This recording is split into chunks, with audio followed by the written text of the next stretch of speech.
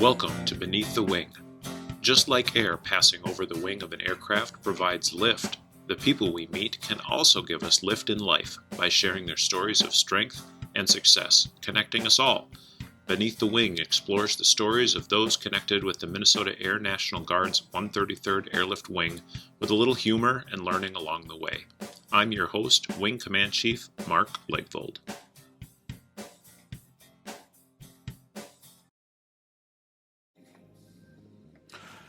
Hi, my name is Senior Airman Ajay Vogar. I am a member of the Air National Guard. I also work for MAGV, Minnesota Assistance Council for Veterans. At MAGV, we do offer assistance to homeless veterans and those that are struggling or becoming homeless. We provide housing assistance, employment assistance, and legal assistance. If you're out there, there's no need to be struggling. We are here to help you. You serve your country. Let us be able to help you. Better still, you can contact us at 612-726-1327. We are just at 1000 University Avenue West in St. Paul, Minnesota. Thank you. Joining me today on Beneath the Wing is Senior Airman Ajay Vogar. Ajay is a part of our mission support group. He is a commander support staff and one of our drill status airmen, which means he drills with us 1 weekend a month and a little bit more than 2 weeks a year, which means he also holds down a full-time job. But he's been extraordinarily busy this past year, returning from deployment and filling in during our staff shortage here at the wing. So you've been out here for a couple months with us. Welcome. Thank you, Chief. Thanks for having me. I'm humbled to be here. I'm happy to have you here. So you've been part of our wing for 5 years. Happy anniversary. It's almost official today. And you've also been an American citizen for about 7 years now. Yes, Chief. All right. That's pretty darn cool.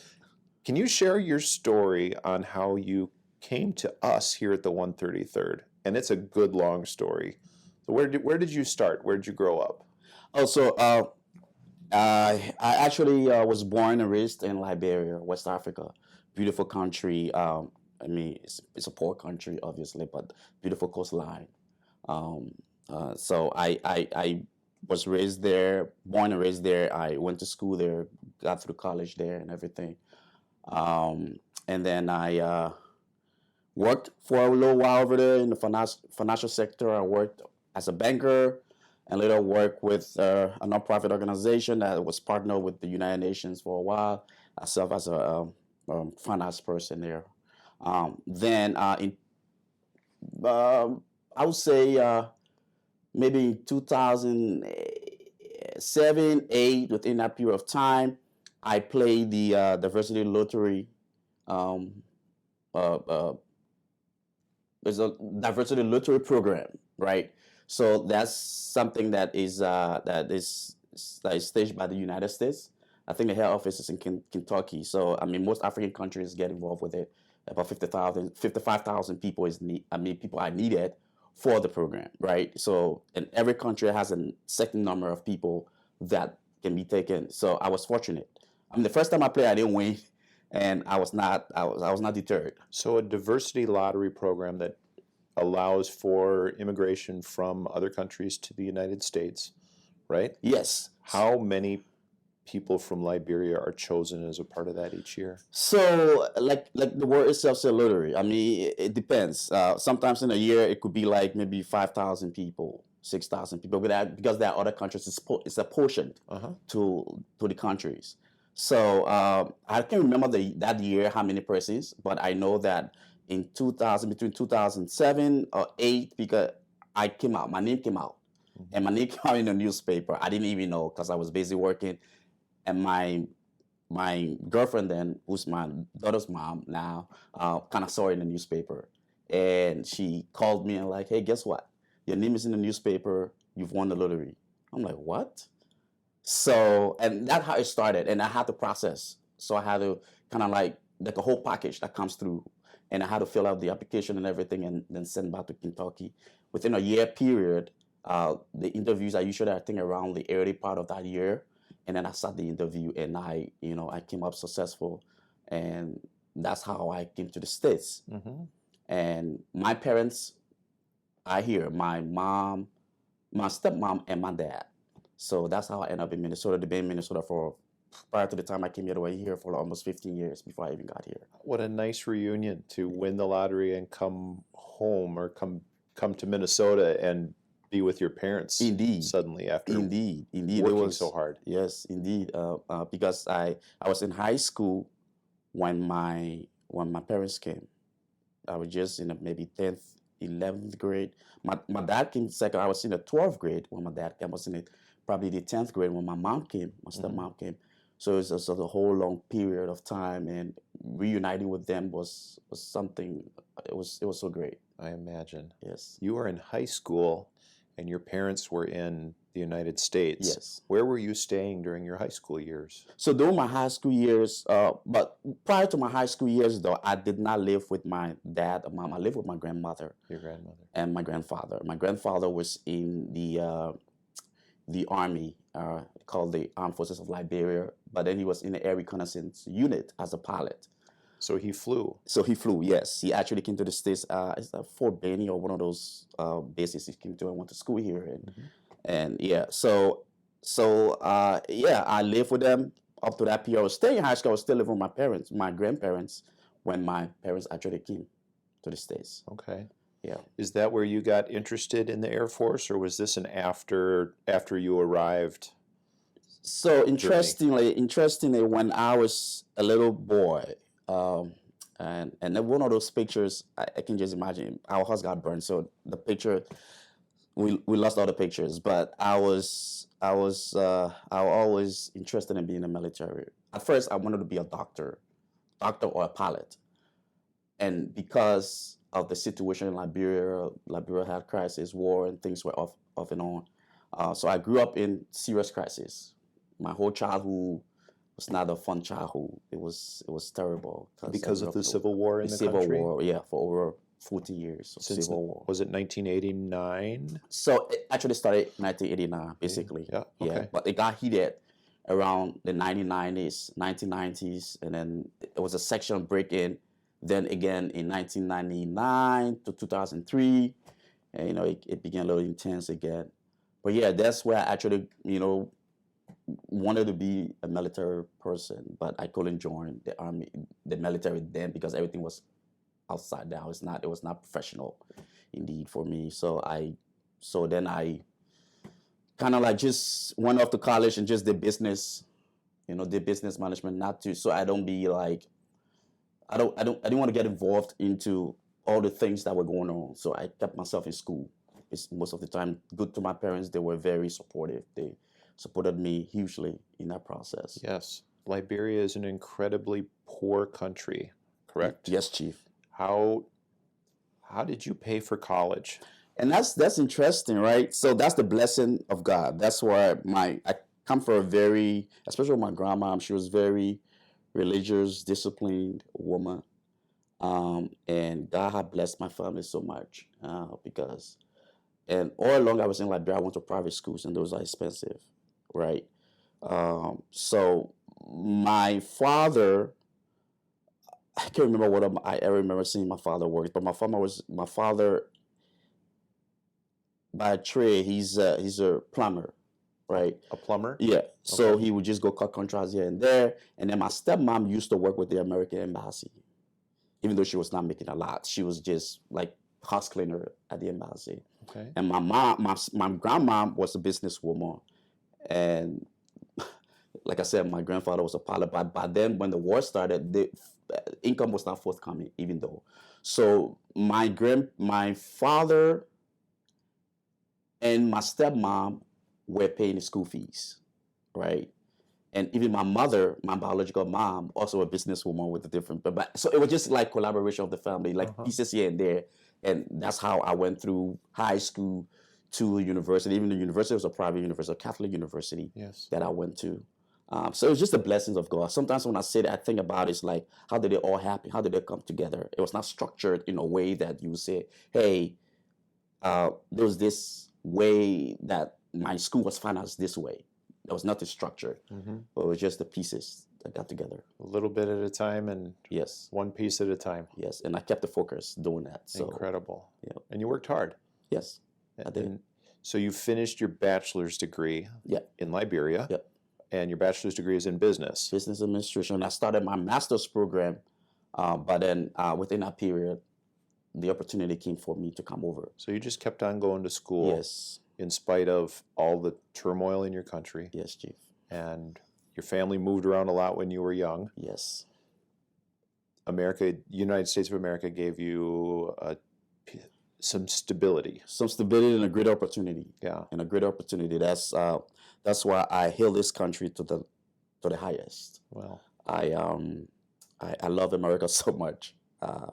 Even prior to coming to America, everybody who knows me in my family, like, he likes America. So because I believe in the dreams, I believe what I've heard stories prior to coming to America, what America has done for people who wanted to have that chance and that opportunity, and I am a testimony of it, right? Because I know there were people who I grew up with back home who came to the States and had the opportunity and it made a difference, right? And I was like, wow, and I'm a testimony firsthand. When you were growing up, you saw what military service looked like. Yes. And it was civil war and defense of the country within the country. Yeah. And it was violent. And it caused you to move around a lot. And then you came here, finished your master's degree, and then decided to join the military here. Yes. Was it a similar sense of purpose? What, after growing up and seeing so much turmoil and people in uniform executing that level of turmoil, you still chose to serve in the military here. Yes. Why? Because like I said, as a boy, I saw my grandfather. I saw him, how he would dress in his uniform, very neatly dressed, disciplined man. And then I still had that courage. Prior to the war, Liberia had a very disciplined military. I will tell you that because of the training from the United States and all that. Mm-hmm. So disciplined people. It's just when the war came and it scattered everything, people who did not understand what the military profession is, kind of misuse it. Even at that point, I still had the mindset that I would want to be a pilot. I mean, if I had opportunity. But when I came to the States, I already older, age factor and all that.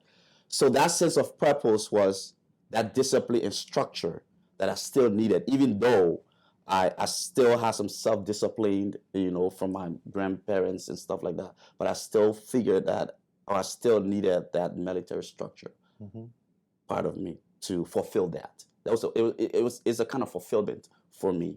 So I decided to still join the military. And guess what? When I got here, the first time I ever tried, I did not make it. I mean, not that I did not. The first recruiter I spoke to was a Navy recruiter or something, and I don't even know how the conversation ended, right?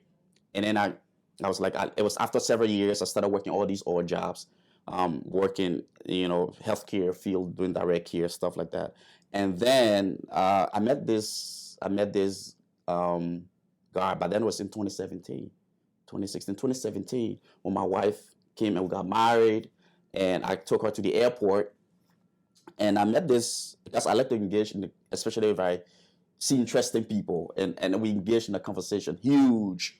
I think he has an accent, and I think he said he was from Mauritania or somewhere, working for FEMA. Okay. The Federal Emergency Management Administration. And then we started talking, and he's like, "Where you from? And what country?" I'm from Liberia, and by that time Ebola was raging. Yes. He was like, "Oh, okay. So what do you do now?" And I explained to what I do. He's like, "Have you thought about the military?" I said, "Oh, yes, it's been my dream ever since." He said, "Why not? Why have you joined the military?" I'm like, "Oh, I've tried, but I've not been successful." He said, "But, the military would like people like you. For instance, have you heard about the National Guard?" I'm like, "No." Then he gave me, it was then with the recruiter, I can't remember the name, but it started with R. I think he's at the joint headquarters now. Okay. But he gave me that recruiter's number, and I called the recruiter. But then I didn't know the recruiter was transitioning from the position to something else. Yep. And then I called several times. I didn't get any response. I left message. So I kind of got a little reluctant again. But I'm one person, even though when something's on my mind, it keeps playing with me. It keeps playing on my mind. So I decided to call this time around, and I spoke with. It was Ryan Ringwelski was the recruiter, wasn't he? Yes. And then I got Staff Sergeant Mali. Okay. Durrell Mali, yeah. And I spoke with Mali, and then he told me to come in, and that's how it all started. All right. And we got a good one in you. Thank you, thank you, Chief. So you're not the youngest person to be a senior airman out here. You might be the oldest. Okay. You went to basic training at the ripe old age of how old? 37. 37 years Yeah, old. 37. Yep. And now here you are. 41. 41 years old. Yeah. And proudly serving with us. It's an interesting place to be in life. You and I are almost the same age. Oh yeah. Yeah. Yeah. You chose to go into a commander support staff role. Yeah. Tell us exactly what that job does. So basically, as a commander support staff, we're there to support the commander, mainly, right? As much as that, even within the unit itself, as an MSG, CSS staff, we're there to support all the other units that fall within the group, right? So, so basically, we are more of making sure that the personnel are ready.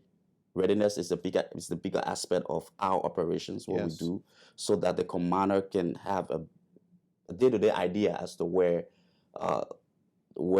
the members are in terms of readiness. Okay. Basically. Now you got to see here at our wing in Minnesota, we're busy getting ready and preparing, and the commander needs to know how ready are our people. Yes. But you had a chance this past year to see what it looks like on the other side when we are ready and we go downrange. Yes. You just got back from deployment this past year. Where did you go? And what does a commander support staff person do on a deployed side? So it was a great experience. So at first I was kind of nervous, right? Where am I going? Who do I know there? What's going to be like? What's the difference? I'm not a full-time military personnel. I'm just half-time. What's going to happen, right? But when I got there, and I got in my role, actually when I got there, I actually left from here on this slot of being a security manager, and I was a security manager as much as the CSS staff there too, with the 379th Expeditionary Squadron over the maintenance squadron. Where was that at? Qatar. I was in Qatar. Yeah. So when I got there, I mean, it was a great experience. A lot of things happened there during the period. An unexpected event occurred. We'll talk about that in a little bit. So there I was supporting the it was what's the commander name again? Oh my God, pardon me for that. His name slipped out of my. But we actually supported the guy. Like basically, I was there to in process a lot of guys that would come on rotation, right? In process and out process, making sure that they have the necessary security clearance to actually carry on the operations of the mission, get on the flight line, stuff like that. And besides that, even showing that the commander knows how many people we have in the squadron, the total number of people we have in the squadron, what they're doing daily, making those reports back and forth, and so that he can be able to make an off-chain report too. So those were the things we were doing with the maintenance and making sure that the flights were, the personnel were ready to kind of like work on the flights and make them ready for mission. Yeah. The life changed though. Yeah. Pretty suddenly when we started pulling out of Afghanistan. Yeah. Yeah. And that changed for you as well. Yeah. Because if I hear what you're saying, Ajay, your job is to keep track of people who are going in and out of that area of operations. Yes. You started keeping track of a whole lot more than just military people, right? Yes. Tell us about that experience.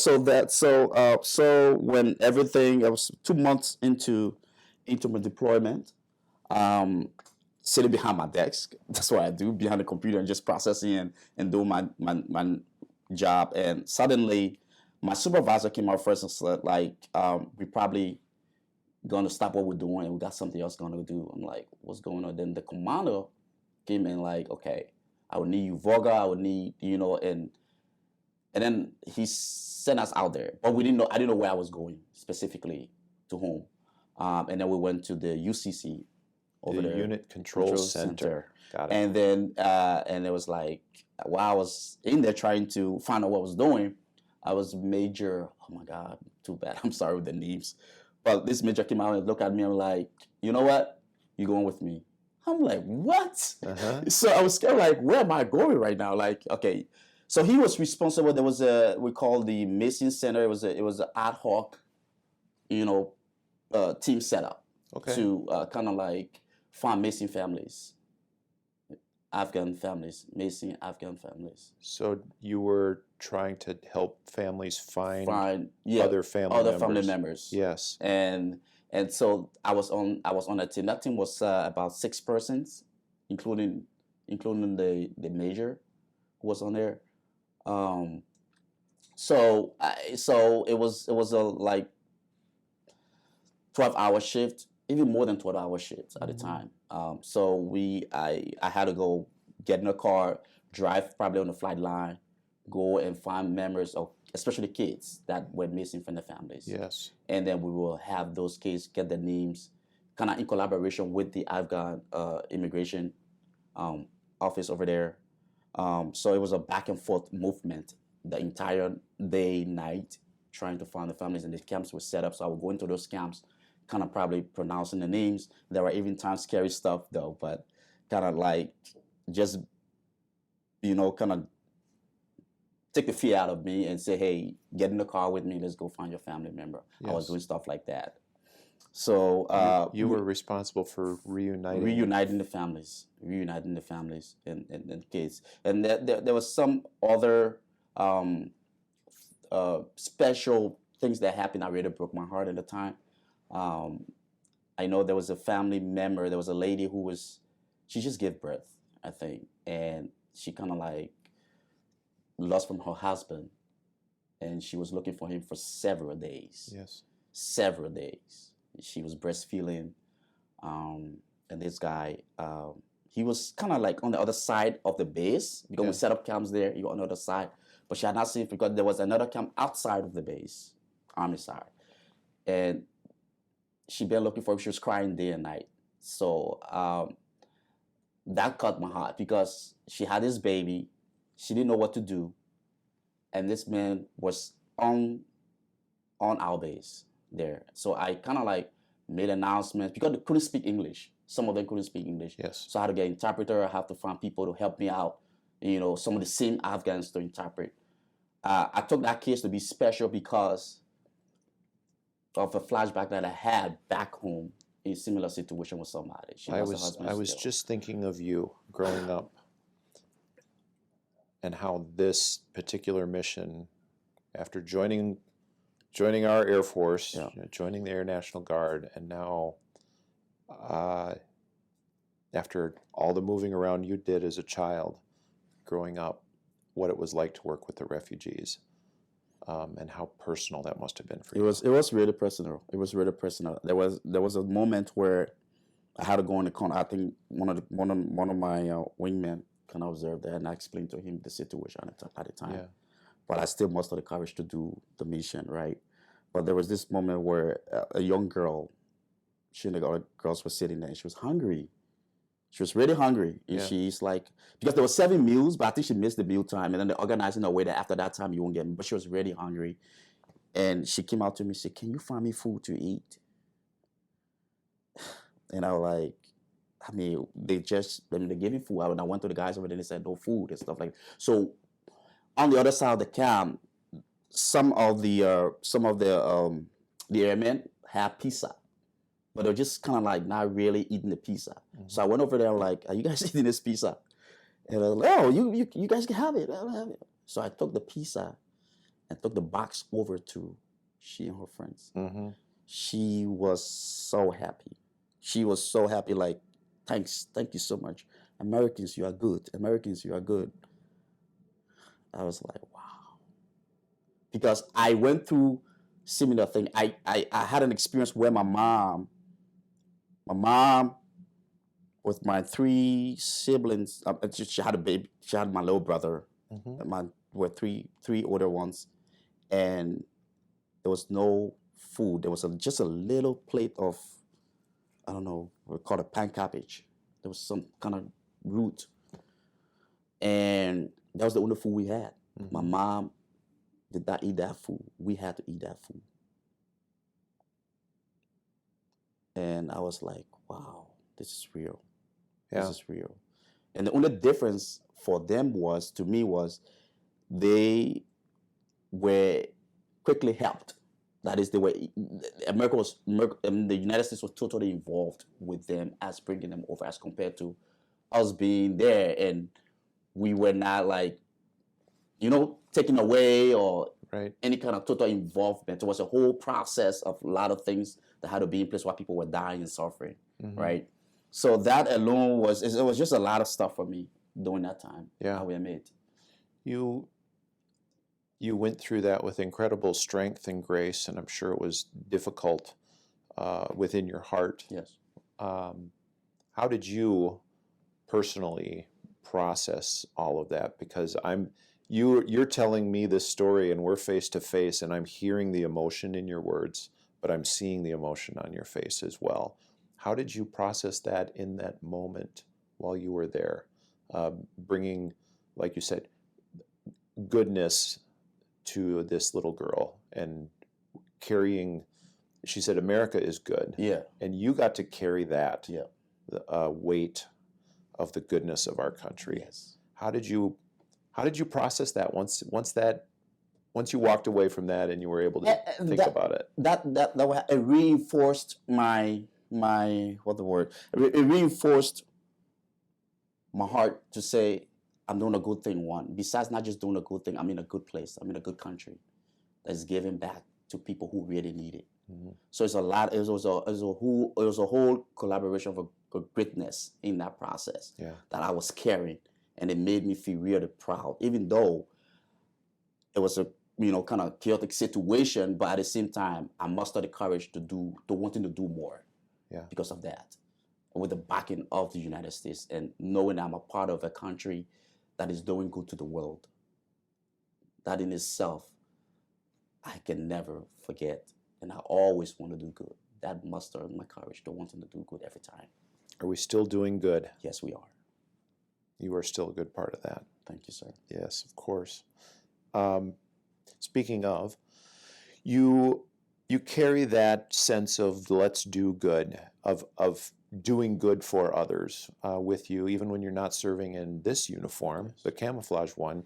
You serve others that have worn it in your civilian job. Tell us a little bit about what you do on the outside in your real full-time job. So I work for a nonprofit organization called Minnesota Assistance Council for Veterans. MACV. MACV. Got it. So with MACV, I am one of the senior case managers there. In my role is to kind of like meet with veterans, homeless veterans, or veterans who are at the verge of being homeless, to assess the situation of them and kind of give, if not quick response, but greater help or resources that would kind of like stabilize the situation, right? So I meet with veterans who probably in the street identify them as veterans, and some of them don't even know what they have as benefits, right? So in that role, I also kind of like research resources that we cannot provide, because our utmost operation is to make sure that first thing first is to place them in a home, place them, give them shelter. That our almost other things like food we may not be able to provide in a way. We kind of find food shelves for them. We kind of like, if they have some mental issues, we found organizations that we partner with, even big partners with the VA, and see that they can have these help that they need. And if they have a legal issue, we have the legal arm of our section also, right? So the legal arm will most times just deal with like evasion issue. Why are they not getting a place? Because some veterans do have money, they do have service connection, but they cannot get a place because of background issues, right? Legal issues on your background? So yeah, Okay. on the background. So then we will, kind of like our legal team will kind of go in there, represent them, and maybe talk to the landlords, for instance, and say, hey, we will settle this, and don't get the person evicted, for instance, or this person has an evasion record, but this is what we can do to help. This person has changed. So as a senior case manager Yeah. for MACV. Minnesota's Assistance Council for Veterans, do you do a lot of face-to-face work with veterans? A lot of face-to-face. So they come in, and then we do an interview, and then just kind of verify the information that they're providing, and ask what caused the situation. Sometimes, just to kind of know how best we can help. So some of them will tell you that, hey, I spend my money on drugs. Some of them divorce. Some of the different cases, different situations. Yeah. Some of them are paying a lot of child support, so I cannot afford to pay my rent. So then we get illegal involved, how they can reassess the child support program, child support they're paying, stuff like that, so they can be at the point where they can be stabilized. Or some of them have no income at all. So it's like, okay, what happened? Would you serve? What happened? We look at the record. Some of them actually did not serve for a long time. They don't have the requisite time period that we allow them for our program.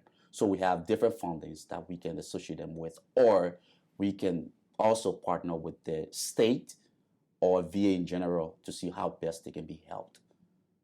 Sounds like a wonderful way of doing more good. Yes, sir. I have been speaking with Ajay Vogar here on Beneath the Wing, and what a fascinating story you've been sharing with us, and I hope you'll stick around for the second half of Beneath the Wing, and we'll learn a little bit more. Thank you. Thank you so much, Chief.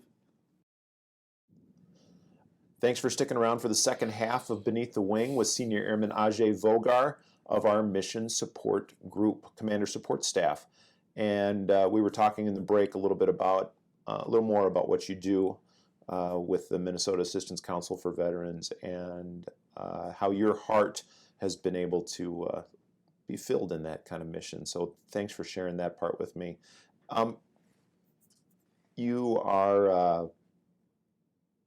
You're an active part of our wing here, and a lot of people know you, but you had a chance encounter a few weeks ago where you ran into a schoolmate of yours. Tell us about that situation. And it's a small community out here where we have maybe 1,200 people on our drill weekend. We plus up, but it's a pretty quiet place during the week. And suddenly you had a voice from the past. Tell us about that experience. So yeah, I mean, I know what you're speaking to specifically. I know that I have a friend out here. His name is Airman Ajay Vogar. Lucini is with the service group over there. But I mean, it was just a surprise, basically sitting up front in the CSS, and I saw this person pass twice, and when I look at the person, I was like, their face looks familiar, and I couldn't really tell. Then I intentionally stopped him, and I said, your face looks familiar. You're not a Nigerian, you're a Liberian. And he's like, yeah. He looked at me for long. He's like, Ajay Vogar? I'm like, yes. Then instantly, his knee came to me. I was like, Lucini Kamara, because I saw the camera. I'm like, Lucini Kamara. And then that was it. And because Lucini and I we went to the same university back home. In Liberia. Stella Maris Polytechnic. And when we were there, he was a soccer player. And for the entire university, I was the team manager. So I was managing the teams out there. So I was managing the team, and he was one of my closest friends. Because being the team manager out there, it's like you have access to a lot of things. Like, yes. You have access to the money sometimes, or not that you have actual access to the cash, but you be able to buy stuff for the players and the water and all that stuff, and everybody wants to probably be your friend, right? So, but anyways, besides that, yeah, he was a very good friend. Somebody who would stop by my house, kind of like, because I was like maybe 7-8 miles away from school. Sure. and that he was living maybe about 20 miles away from school. Mm-hmm.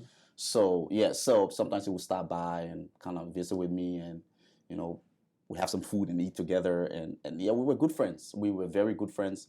Not until when I graduated in 2006, and then I stopped seeing him. We were not seeing since that time. I can't remember when the last time I saw. I think it was in 2006. Mm-hmm. And I stopped because like life got busy with me too. I started working and stuff like that. Then I left and came to the States. Not until then when I saw him just a month ago. Was his journey to the United States similar to yours, where he won the lottery? I think so. Okay. I think so. But I think I think his some friend or girlfriend or wife, something like that, kind of like filing for him. I think something like that. I don't know the details of that story, but it was the same immigration process. Put it that way. You had to go to the embassy, get interview, all that stuff, Yes. and come over. So that was the same, basically almost the same process. How amazing! Yes. And how small our world is. Yes. Yes. We were good friends back home. We were Mhm. very good friends back home. So I couldn't, and he said he'd been here since 2017, if I'm not mistaken. But I've never ever met him or seen him in the Liberian community. Yeah. I mean, obviously, I'm always busy, so I'm not really in the community like that sometimes too. But yeah, I mean, it was a really surprise. It was one of those biggest surprises. Yes, for sure. sure. How absolutely amazing and fun all at the same time. Yes, Chief. That here we are. And then we in the same uniform, and I'm like, Yeah. what? And then I made him understand, like, man, you made a right decision. You Yeah. know, you made a real right. Because he was just coming into Yes. the Air National Guard. Yes, he just came out. I think he just came from tech school or Yep. something like that. Yeah. Wow, fantastic. Glad you told him that he made a good decision. Yes. Thanks for doing that. So we talk about the Guard family, and we talk about the kind of close-knit group that we are out here, Yes. and what the sense of camaraderie and togetherness, going through hard things and good things. Yeah. I got a chance to meet your lovely family during our family day, Thank you, and realized you have twin daughters Yes, Chief. who are in high school. Yes, Chief. and I met two of your boys as well. Yeah. Tell me about your family and their support of you being in the military.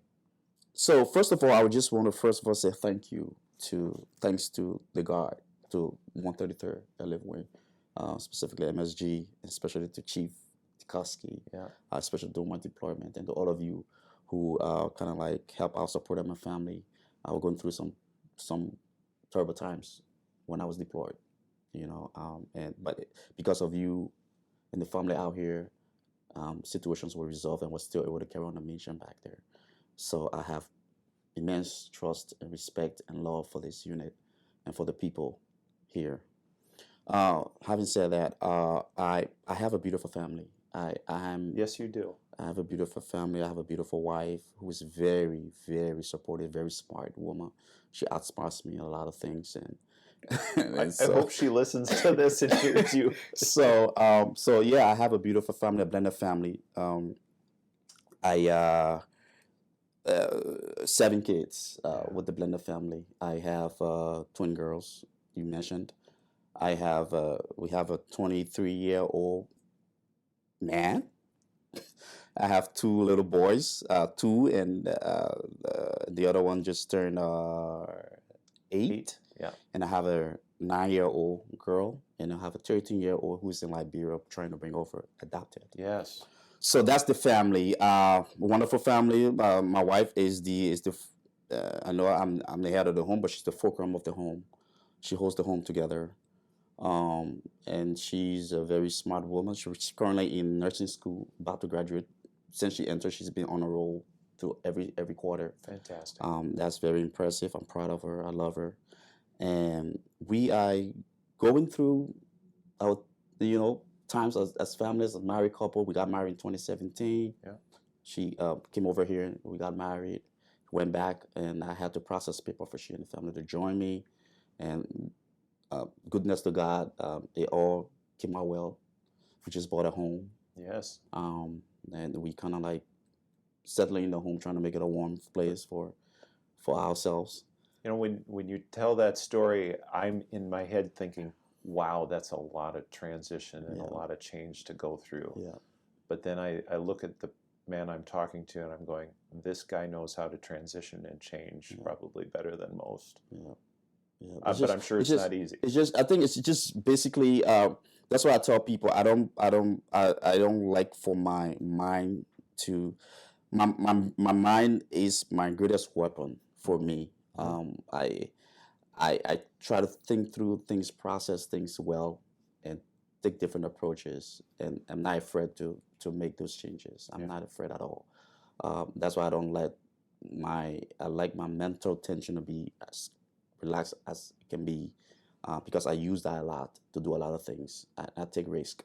I take huge risk in the process, and most of my risks I've taken so far so good has been worth it for me. It seems like you approach risk with a good sense of knowing what you're getting into and how to handle it. Yes, Chief. Because you've got that good mind. I do. Well, speaking of that good mind, let's see if we can answer some questions really fast. We'll play quick answer. We'll lighten it up just a little bit. You ready for this? Yes, Chief. All right. Now, first thing that pops into your head, don't think too long. Ready? Oh, okay. Ready? Yeah. Okay. R&B or country music? R&B. Famous person, alive or dead, you'd most want to have dinner with? Barack Obama. Are you a sweet or a savory person? Sweet person. Best book you've read? I've read the most one is the one with Michelle Obama. Okay. Biggest pet peeve? What bothers you? Dishonesty. Dishonesty. Best show to binge watch? Ooh, I love all the Disney shows with my kids. Just the cartoon stuff. Cartoons? Yeah. I could watch cartoons all the time. With the kids. That's great. One thing that not too many. Nice job on the fast answer, by the way. You mentioned that you're a sweet person, so I learned another thing about you, Ajay, that not too many people know. If you had any beverage that you could drink to relax after a good long day, it would be Moscato. Moscato. Yeah. Which for some people, Moscato d'Asti. I don't even know what d'Asti is. Oh, yeah, let's try that. D'Asti. I'll have to give that one a go. Yeah, it's sweet. So Moscato is a very, very sweet wine. Yeah. And good to have on a hot summer day. Yes. Yeah, sitting in the shade and relaxing and enjoying that. One thing I also learned is that Nicki Minaj, you're an R&B guy, right? You know Nicki Minaj? I know Nicki Minaj. She has her own brand of Moscato. Okay. Yeah, so if you and Nicki were hanging out having a glass of Moscato, what advice would you give to her about making music?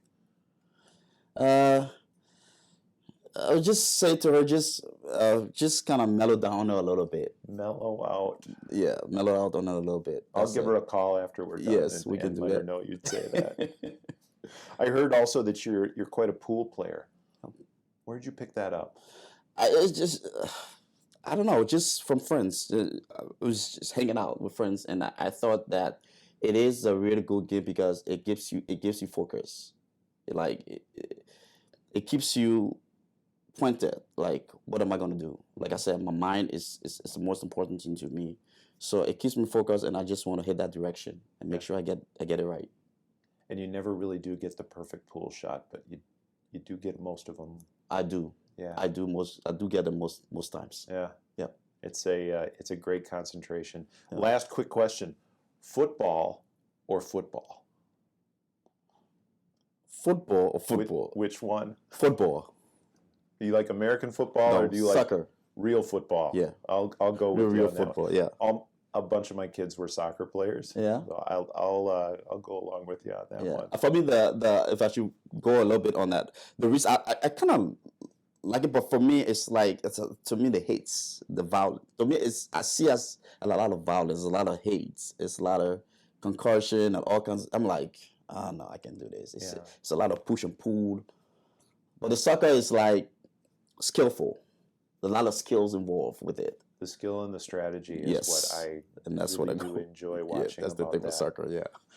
and then you speed it up and put it on ice, Ice. and then we have hockey out here, which is a whole lot of fun here in Minnesota. Yeah. I don't imagine they had a lot of ice hockey in Liberia. growing up. No. No. Probably going to be playing in the dust or something. Oh, yeah, I imagine. But it's probably still be a whole lot of fun. Sure.